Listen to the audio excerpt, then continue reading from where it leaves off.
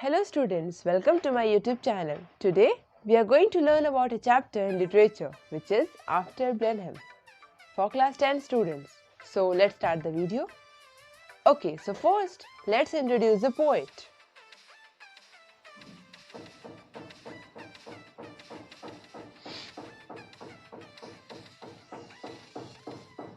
This poem is written by Robert Southey on 12th August 1774.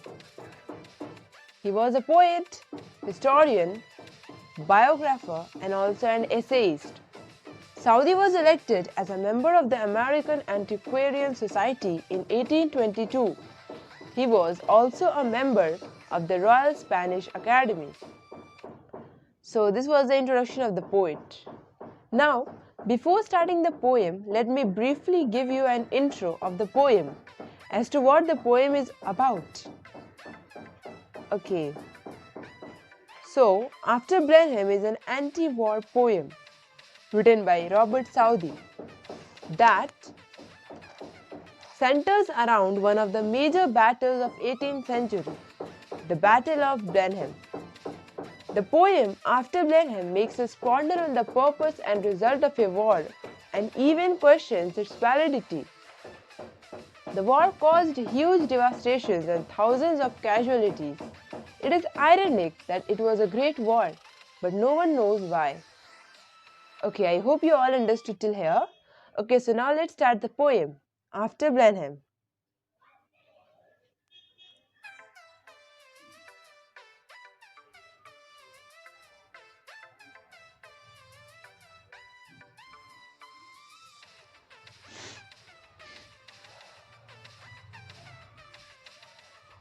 Here we will come to know that the speaking characters are old Caspar, whose father lived in Blenheim, his granddaughter Wilhelmine and his grandson Peterkin. Okay, so first stanza. It was a summer evening. Old Caspar's work was done, and he, before his cottage door, was sitting in the sun, and by him, spotted on the green, his little grandchild Wilhelmine. Here we see that it was a summer evening. Old Caspar has finished his work and is sitting in the sun in front of his cottage, watching his little granddaughter playing. Second stanza. She saw her brother Peterkin roll something large and round, which he beside the rivulet in playing there had found. He came to ask what he had found that was so large and smooth and round. Now, Wilhelmine saw that Peterkin has been rolling a hard round object he found near the stream. He brings it to the old man to ask what it was that was so large, smooth and round. Third stanza. Old Caspar took it from the boy, who stood expectant by, and then the old man shook his head and, with a natural sigh, "It is some poor fellow's skull," said he, "who fell in the great victory." Old Caspar took that object from his hand. After a while, with a natural sigh, he explains that it is a human skull who died in the famous victory. Fourth stanza. I find them in the garden, for there's many here about, and often when I go to plough, the ploughshare turns them out. For many thousand men, said he, were slain in that great victory. He continued saying that he often finds them when ploughing in the garden, because thousands of men were killed in that famous victory. Fifth stanza. Now tell us what it was all about, young Peterkin, he cries. And little Wilhelmine looks up with wonder-waiting eyes. Now tell us all about the war and what they fought each other for. After listening about the war, both the children became curious to know more about the war. Peterkin asks that what the war was all about, and little Wilhelmine looks up with wonder-waiting eyes to know why did they fought for.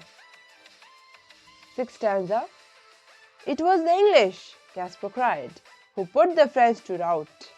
But what they fought each other for, I could not well make out. But everybody said, quoth he, that it was a famous victory. Now Caspar explains to the children that the story of the battle and that the Duke of Marlborough routed the French, although he admits he never understood the reason for the war himself, but also says that it was a famous victory. 7th stanza. My father lived at Blenheim then, yon little stream hard by. They burnt his dwelling to the ground, and he was forced to fly. So with his wife and child he fled, nor had he where to rest his head. He also mentions that his father had a cottage by the rivulet where Peterkin found the skull, until the soldiers brought it to the ground and his father and mother had fled with their child. 8th stanza. With fire and sword the country round was vasted far and wide, and many a childing mother then and newborn baby died. But things like that, must be at every famous victory. Here the country was surrounded with fire and sword. As far as their eyesight goes, everywhere only fighting was seen. The following refers to a childing mother or a mother with child, and many of them died with their newborns. At last he admits that these things are common at every famous victory. 9th stanza. They say it was a shocking sight after the field was won, for many thousand bodies here lay rotting in the sun. But things like that, must be after a famous victory. Everyone was shocked after seeing the sight of the field after the war. Thousands of corpses lay rotting in the fields, but he shrugs it off as part of the cost of the war. 10th stanza. Great praise the Duke of Marlborough won, and our good Prince Eugene. Why, it was a very wicked thing, said little Wilhelmine. Nay, nay, my little girl, quoth he, it was a famous victory. However, the Duke of Marlborough and Prince Eugene won great praise for the victory. Wilhelmine, being a child, says it was a wicked thing, but he contradicts her, saying that no, it was a famous victory. 11th stanza. And everybody praised the Duke, who this great fight did win. But what good came out of it at last? Quoth little Peterkin. Why, that I cannot tell, said he, but it was a famous victory. The poem ends with everyone praising the Duke who won this great victory.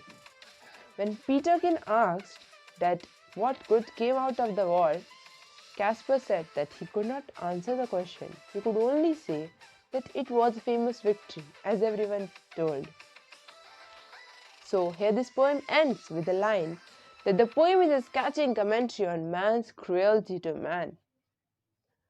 I hope this poem is clear to you all. If you have any queries, post your comments. I would surely try to help you all. Thank you. Have a nice day. Bye-bye.